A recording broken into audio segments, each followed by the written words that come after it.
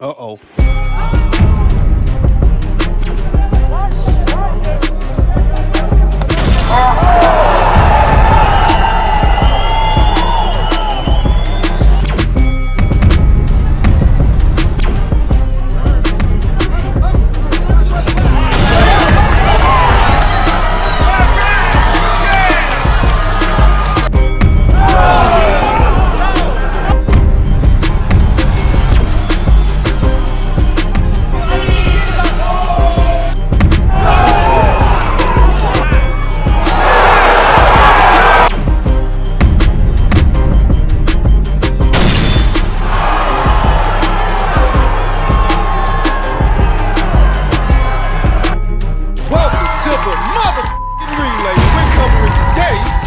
News!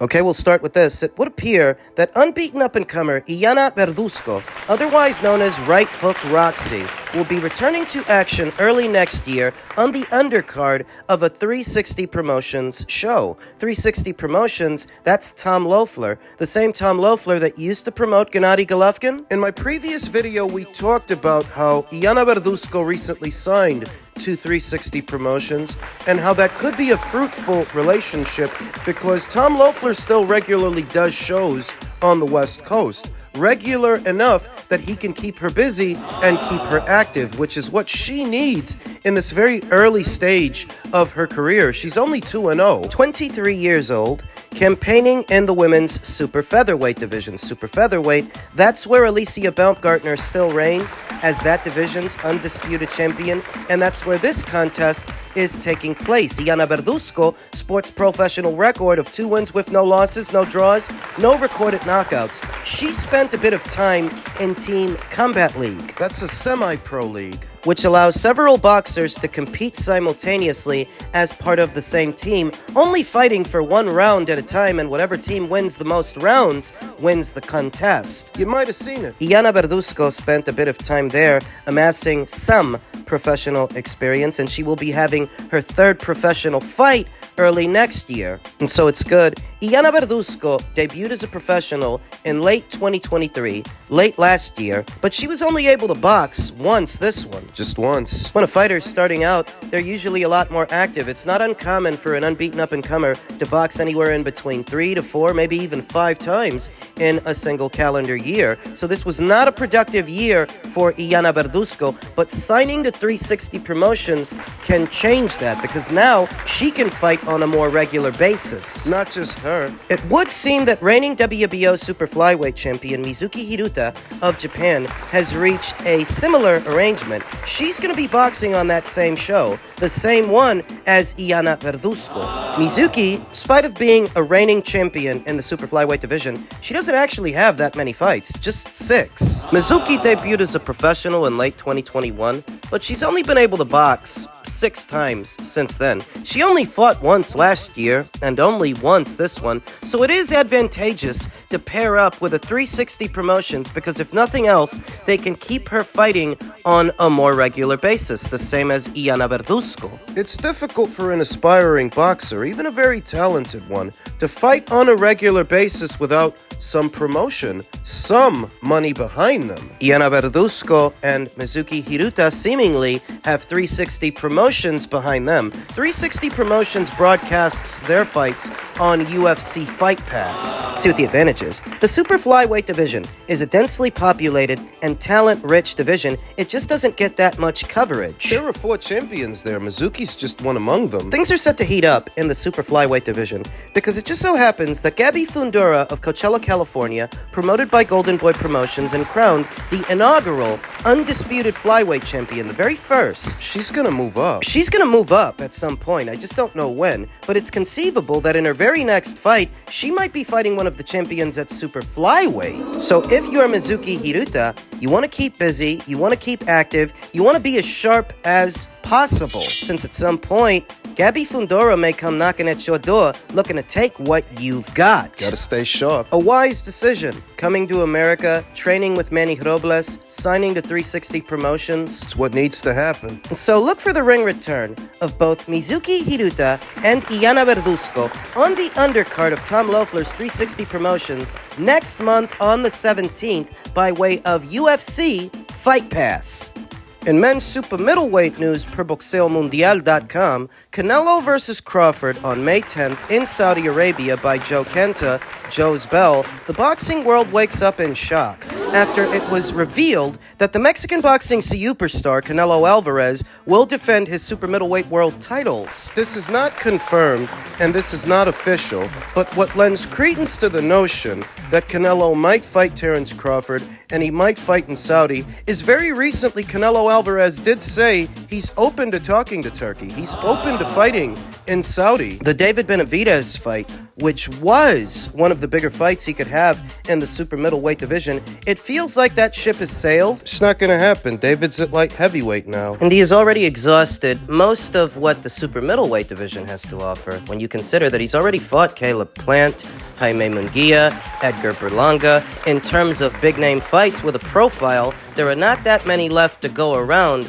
at super middleweight. Thus, a Terence Crawford fight for big money would be just what the doctor ordered, if for nothing else, because Turkey's willing to offer you big cash to fight that guy. And that guy's willing to fight you. No catch weight needed. No weight stipulations necessary. He's willing to fight you at a full 168 pounds. I've wondered what Canelo Alvarez's next move is going to be, because even though he's been boxing on the PBC side of things by way of Amazon, two of his last three opponents were not PBC fighters. Edgar Berlanga, Jaime Munguia, they box on DAZN, so for fighting DAZN fighters, why not just fight on DAZN? Of what use is that relationship with the PBC if they're not even providing you with bodies, they're not providing you with opponents, and why box on the Amazon platform? That's just more hands in the cookie jar. Crawford. Terence Crawford was officially named a Riyadh Season ambassador, and the DAZN platform was recently named as the exclusive broadcast partner for Riyadh Season shows, Riyadh Season events. So you figure, in a situation where Canelo might fight Terence Crawford, backed by Turkey LL Sheikh. That's a DAZN show. If Turkey's the one providing the guarantees and paying for the show, and the show falls under that Riyadh Season banner, that umbrella, it's conceivable that that would be broadcasted by way of DAZN with little to no need to involve Amazon. For what? They're not paying for anything. Can't say that this entire calendar year we've seen much promotion, much of a push from Amazon to promote fights that are happening on their platform. The contrast. Amazon didn't all of a sudden get into boxing, you understand. For a good number of years now, Naoya Inoue's fights over there in Japan have been made available by way of Amazon. And there's a noticeable difference in an Inoue fight On Amazon. and a PBC show. On Amazon. Even the press conference that they just had for Jinto Nakatani's upcoming fight, that got a lot more promotion and push in the land of the rising sun than anything we've seen here by way of PBC on Amazon. The pressers we've seen here in America by way of PBC on Amazon have been very mom and pop, Small scale. to where you start to wonder, why would someone of Canelo Alvarez's stature continue on with this relationship with the PBC when they're not providing you the bodies, the opponents? Amazon isn't pushing these shows. What's the point? Canelo Alvarez still has many months to decide what direction he wants to go in, and it seems more and more like he might go in the direction of a Terence Crawford fight, in the direction of a relationship with Turkey LL Sheikh, because they have the kind of money he's looking for. More than enough. Crawford. This conversation is often treated as an either-or situation, that you're either a fan of Canelo or you're a fan of Terence. I myself am a fan of both. Two of the best. I'm not against the fight or Terence Crawford pursuing it. I completely understand. So many of Terence Crawford's accolades are torn down, whether it's the stuff he did at 135 or what he did at 140, 147. They're always trying to find a way to trash this guy, to where if he were to move up and fight Canelo Alvarez, you can't tear down that, you can't trash that. Canelo Alvarez is still the consensus #1 super middleweight in the world and one of the best fighters in the sport, pound for pound. You can't talk about him like you talk about a Ricky Burns, a Ray Beltran, a Julius Longdongo, a Victor Postol. You can't tear him down the way you tear down Jeff Horn. The way Ellie Sackback likes to tear down his victory over Errol Spence Jr. No, you can't pretend that Canelo Alvarez is anything other than one of the best fighters in the sport today. So that if Terence Crawford were to move up in weight and fight him and potentially beat him, it's a victory you can't tear down. You can't talk about Canelo the way you talk about Israel Madrimov. That when so many people spend so much time diminishing you, your accolades, your victories, your opponents, you can't discredit this one. And for big money, the best in the business, I see what the appeal is. Now, that doesn't mean I like Terence's chances in the fight, but I see what the appeal is. 37 years old, having accomplished so much already, you only really get out of bed for certain fights with certain kinds of fighters. And this is a challenge, a very big one for Terence Crawford. It likely gets his juices flowing. Crawford. For Canelo, you've already been there and done that with a lot of the fighters in your division, to the point where the division doesn't actually have much to offer you anymore. So, unless you're planning on moving up to light heavyweight to pursue a rematch with Dimitri Bivol or maybe challenge Artur if he beats Dimitri again. Unless you're planning on going to 175, there's not a lot for you to do. Not at 168, but you're still Ring Magazine and lineal champion there. You're still in possession of 3 of the 4 major titles in that division. Gotta do something. Turkey is willing to offer you a fortune to fight Terence Crawford. Consider what he just paid Oleksandr Usyk, who is not as well known, not as popular as Canelo Alvarez per se. He made somewhere in the neighborhood of $70 to $80 million? Those are the numbers that are out there. I'm just relaying that information to you, that Usyk made a fortune in his last fight, and he's not as well known as Canelo. So just imagine what Canelo could make boxing Terence Crawford. A lot of money for what is a winnable fight. And it is a winnable fight. I think Terence Crawford is one of the best fighters, if not the best fighter America has produced in a very long time. But if they fought, I'm leaning towards Canelo to knock him out. I think that a jump like that, from 154 straight to 168, for one of the best chins and one of the harder punchers, one of the more experienced fighters, one of the best fighters in all of boxing today, I think Terence would be biting off more than he can chew. And I don't trust that he can neutralize Canelo's power for 36 minutes. Stay away from it. The number of right hands that Israel Madrimov was able to land on Terence Crawford, and that was at 154. Israel is a good fighter, but he's no Canelo Alvarez. If he can touch you with the right, Canelo can touch you with the right. Except when he does it, he might knock you out. Evaluating the fight, I lean towards Canelo Alvarez to win the fight, but it would be a very big fight, big enough that it combines 2 separate factions of fans, which makes for a bigger show. For big money. I'm certainly not against it. I don't know why Canelo Alvarez's fans get so defensive whenever this subject is broached. What do you expect him to do? The David Benavidez fight isn't happening. There's really nobody left to fight at 168. Why not fight Terence? Why should that be a problem if Turkey's offering him a fortune to do it? Why would you be against it? I don't know what the issue is. Fury and Usyk, man. Hey, Usyk, one of the greatest heavyweight title runs of all time. You must want to rephrase that to like one of the greatest boxing runs, but heavyweight run? Heavyweight Yeah, run? heavyweight. My dude, he fought fucking AJ and Fury. That's 2 people. What That's run the best is that? we had in this era. What you mean? That's all we had in this era. No, You was just crowning Tyson Fury. But I remember you was just saying Tyson There was a Fury. 3-headed monster, so Wilder is still included. And if you want to somehow exclude Wilder because he's done, there are people there. Zhang, Dubois, like there are people there that you can't walk away from. I know Michael Hunter as well. He gave him one of his best fights at cruiserweight. I agree with Nestor on one thing.